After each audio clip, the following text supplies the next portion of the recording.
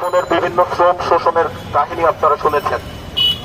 আপনারা আরেকটি শ্রম শোষণের কাহিনী শুনলে আপনারা শিহরিত হবেন যে গ্রামীণ ফোন সুশীল সেজে কিভাবে আমাদের দেশের শ্রম শোষণ করছে আর লক্ষ কোটি টাকা বিদেশে পাচার করছে। আপনারা দেখে থাকবেন আমাদের বিভিন্ন দোকানে যেখান থেকে আমরা ফ্লেক্সি লোড নিয়ে থাকি, এক শ্রেণীর মানুষ থাকে প্রচন্ড কষ্ট নিয়ে যারা এখানে লোড দিতে আসে। আপনি যখন বিনা পয়সায় সিম কিনে আনন্দিত হন গ্রামীণ ফোনে, তার পেছনে আছে কষ্টের ইতিহাস। আপনি কি কখনো কথা বলে দেখেছেন যার কাছ থেকে আপনি বিনা পয়সায় সিমটা কিনলেন? তার ইতিহাস জানলে আপনি শিহরিত হবেন।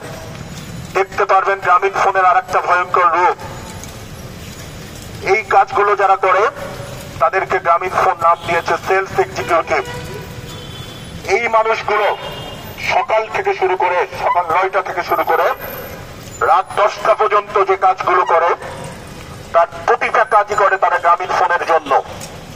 গ্রামীণ ফোনের বাইরে তারা একটা কাজও করে না। কিন্তু গ্রামীণ ফোন এই মানুষগুলোকে তাদের কর্মী হিসাবে স্বীকার করে না। গ্রামীণ ফোন এদের কোনো শ্রম অধিকার সংরক্ষণ করে না।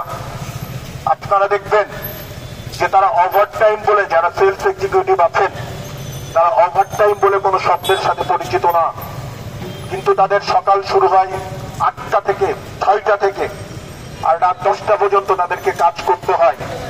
গ্রামীণ ফোন তাদেরকে ডিস্ট্রিবিউশন হাউসের সিল লাগিয়ে দিয়েছে যে আপনারা ডিস্ট্রিবিউশন হাউসের কর্মী, এইভাবে তাদেরকে শ্রম শোষণ করা হচ্ছে। আর গ্রামীণ ফোন যে প্রফিটের গল্প করে, প্রফিটের গল্প আপনাদেরকে শোনায়।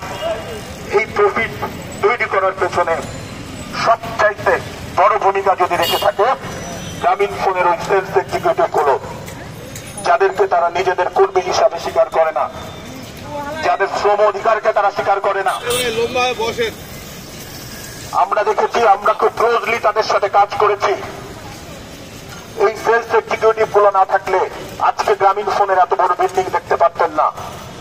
আজকে এত বড় যারা এসি রুমে কাজ করছেন, আপনারা যারা বিভিন্ন প্ল্যানিং তৈরি করছেন, তার কোনো কিছু এক্সিকিউটিভ হতো না ওই সেলস এক্সিকিউটিভ গুলো না থাকলে।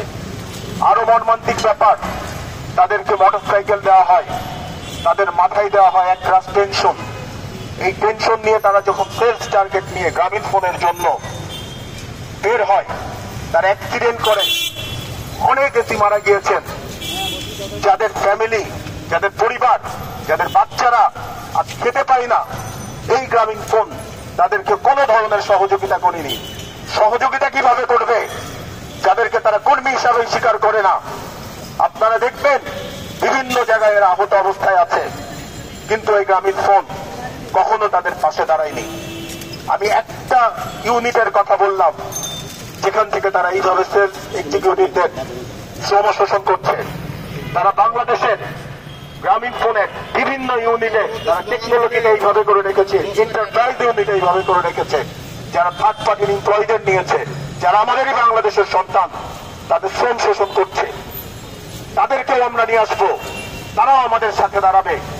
আপনি বাংলাদেশে ব্যবসা করবেন আর বাংলাদেশের মানুষদের ঠকাবেন, সেটা হতে দেওয়া যাবে না। ধন্যবাদ।